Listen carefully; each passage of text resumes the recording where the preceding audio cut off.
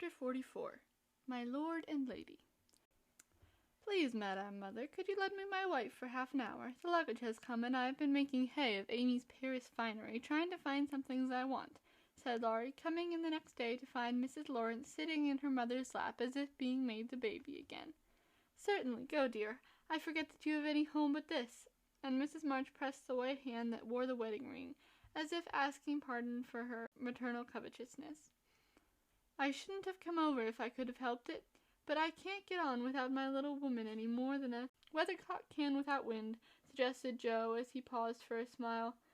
Jo had grown quite her own saucy self again since Teddy came home. Exactly, for Amy keeps me pointing due west most of the time with only occasional whiffle round to the south, and I haven't had an easterly spell since I was married. I don't know anything about the north, but I'm altogether salubrious and balmy. Hey, my lady.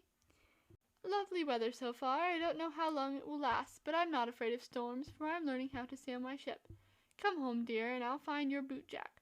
I suppose that's what you are rummaging after among my things.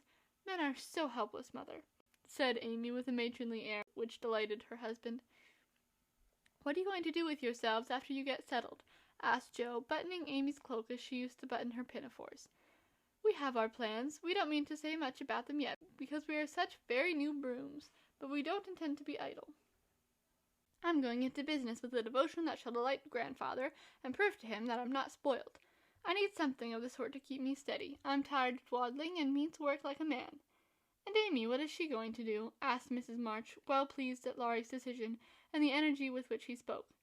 After doing the civil all round, and airing our best bonnet, we shall astonish you by the elegant hospitalities of our mansion, the brilliant society we shall draw about, and the beneficial influence we shall exert over the world at large. That's about it, isn't it, Madame Recamier? Asked Laurie with a quizzical look at Amy. Time will show. Come away, impertinence, and don't shock my family by calling me names before their faces, answered Amy, resolving that there should be a home with a good wife in it before she set up a salon as a queen of society. How happy those children seem together, observed Mrs. March, finding it difficult to become absorbed in his Aristotle after the young couple had gone. Yes, and I think it will last, added Mrs. March, with the restful expression of a pilot who has brought a ship safely into port. I know it will. Happy Amy. And Jo sighed, then smiled brightly as Professor Bear opened the gate with an impatient push. Later in the evening, when his mind had been set at rest about the bootjack, Laurie said suddenly to his wife, who was flitting about arranging her new art treasures, Mrs. Lawrence, my lord, that man intends to marry our Jo. I hope so, don't you, dear? Well, my love, I consider him a trump in the full sense of that expressive word, but I do wish he was a little younger and a good deal richer. Now, Laurie, don't be too fastidious and worldly-minded. If they love one another, it doesn't matter a particle how old they are, nor how poor. Women never should marry for money. Amy caught herself up short as the words escaped her, and looked at her husband, who replied with malicious gravity, Certainly not, though you do hear charming girls say that they intend to do it sometimes.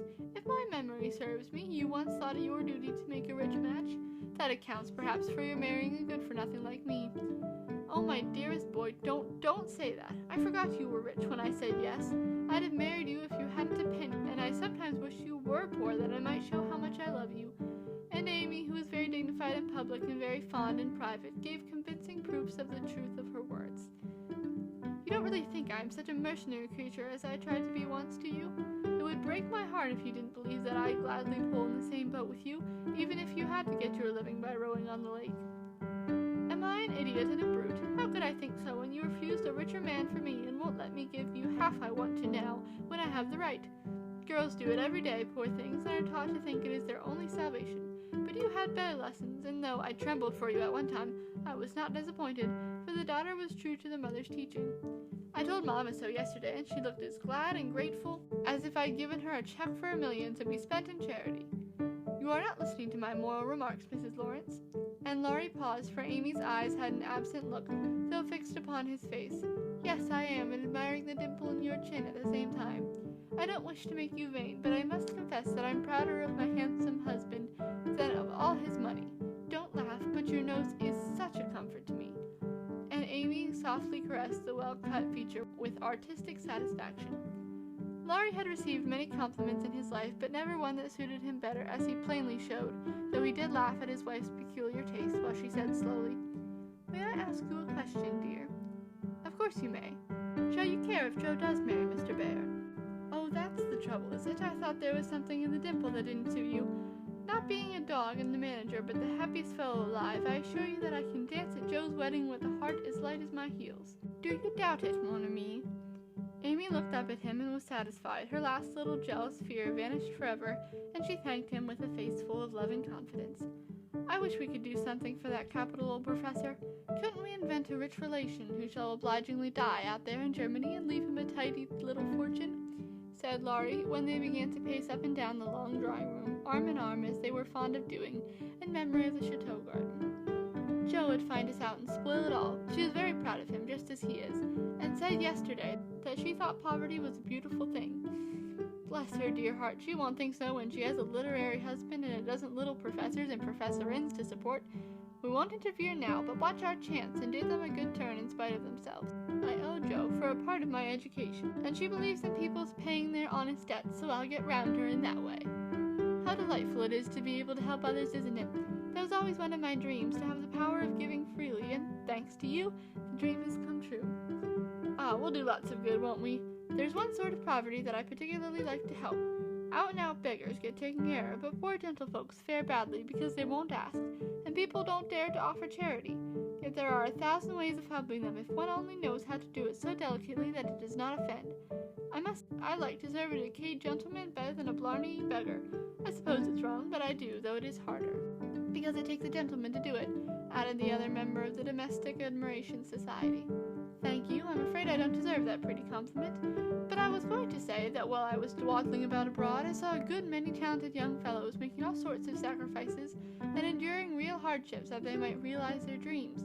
Splendid fellows, some of them, working like heroes, poor and friendless, but so full of courage, patience, and ambition that I was ashamed of myself, and longed to give them a right good lift.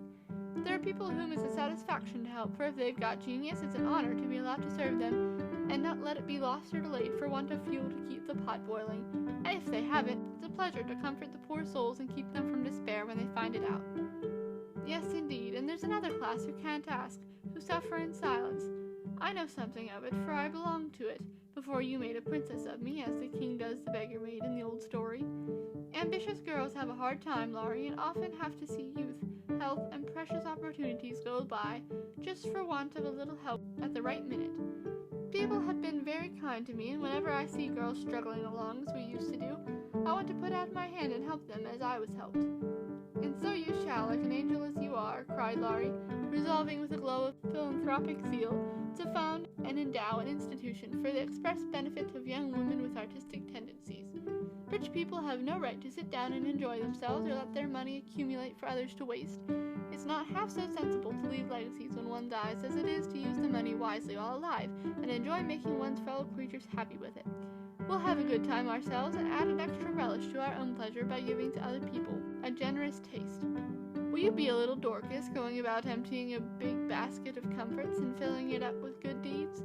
With all my heart, if you will be a brave St. Martin, stopping as you ride gallantly through the world to share your cloak with the beggar.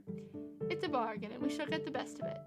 So the young pair shook hands upon it, and then paced happily on again, feeling that their pleasant home was more homelike because they hoped to brighten other homes, feeling that their own feet would walk more uprightly along the flowery path before them if they smoothed rough ways for other feet, and feeling that their hearts were more closely knit together by a love which could tenderly remember them.